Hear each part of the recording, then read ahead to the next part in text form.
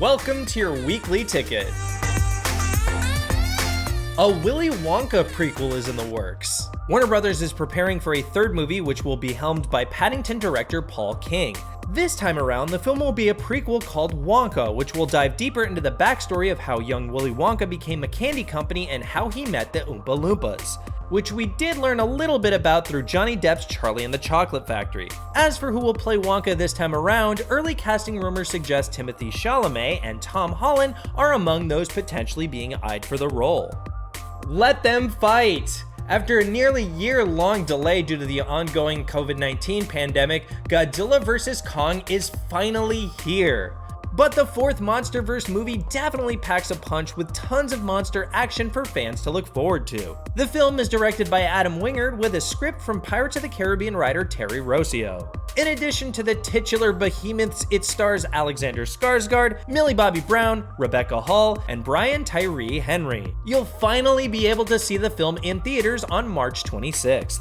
And Searchlight Pictures has updated its 2021 release calendar, which includes Guillermo del Toro's Nightmare Alley, which is now set for release on December 3rd. This is the first film that del Toro has directed since winning Best Director and Best Picture at the 2017 Oscars for The Shape of Water. Nightmare Alley is based off the 1946 novel of the same name by William Lindsay Gresham, which is a carnival-set mystery involving a famous mind-reading act. This new adaptation has an A-list cast which includes Bradley Cooper, Cate Blanchett, Rooney Mara, Willem Dafoe, Richard Jenkins, and Toni Collette to name a few. Today we're celebrating the release of The Little Things being available to watch in theaters on Friday by talking to the film's cast, Denzel Washington, Jared Leto, and Rami Malek. Take a look at what they had to say to Fandango correspondent Nikki Novak about how a surprising amount of improv went into shaping their roles. You wouldn't think that a movie like this would have a lot of improv, and yet that we've heard that it did, even including Jared, you singing Somewhere Over the Rainbow at one point to Denzel's character. So I wanted to ask, first I'll ask Denzel, how did it inform your performance in this movie, and are you a fan of improv? I never really improvised before I worked with Spike, or not to that degree as I did on Mo Better Blues. There's a place for it sometimes, and you try it. It may work, it may not work, but I'm all for it if it fits. What did you learn about your character when you were improvising? I know you really got to go over the top and learn things, but how did it inform your performance? Well, I think humor is always a great place to, experiment with improv because, I always think about jokes are it's like an open avocado. It only lasts for so long before it gets brown, so surprise is good with humor. And so I found that pretty useful because it suited the character. Like Denzel said, if it's appropriate, then it's great. You can also, ruin a scene if it goes off the rails too much. But I'm quite a big fan of it when the opportunity arises. So what was the moment that it went off the rails? Was it the Somewhere Over the Rainbow, or was there something even wilder that maybe ended up even on the cutting room? I don't know. Maybe it was when I talked about potato skins. I'm not sure. Really? Did that actually happen? Rami. Yeah. Rami? I'm sure there were a bunch of takes there.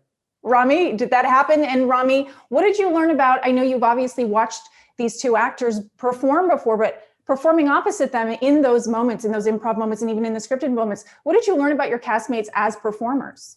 Well, it's exactly what you're talking about in reference to improv. It may not always be literal, but every time you stepped in a scene, you just don't know what's going to happen. And I think that's such a great form of improvisation. And you only get that with some of the finest actors. So that's what I experienced. What was the moment that surprised you? Every moment you work with these two guys is going to be surprising.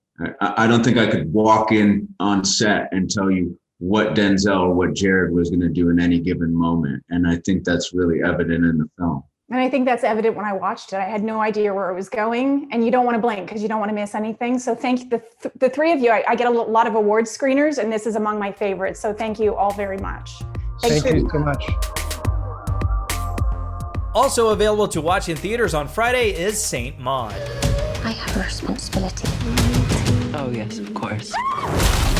This is life and death on another level.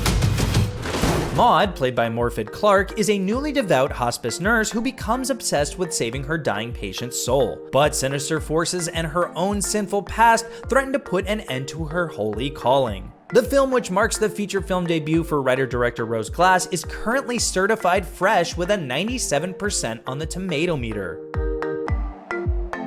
And available to watch at home on Friday is Savage. Hey, none of us are angels. Probably the opposite. We wouldn't be gangsters if we always did what we were told. Why do you wear that mask? So you can see who I am.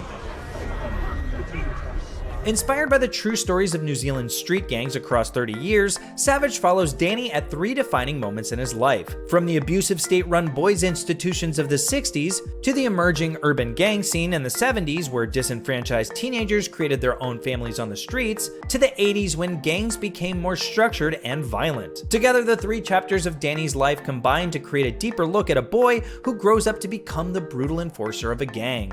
Alright, well that's it for today, but leave us a comment and let us know what you'll be watching this week. I'm Khail, and I'll see you next time.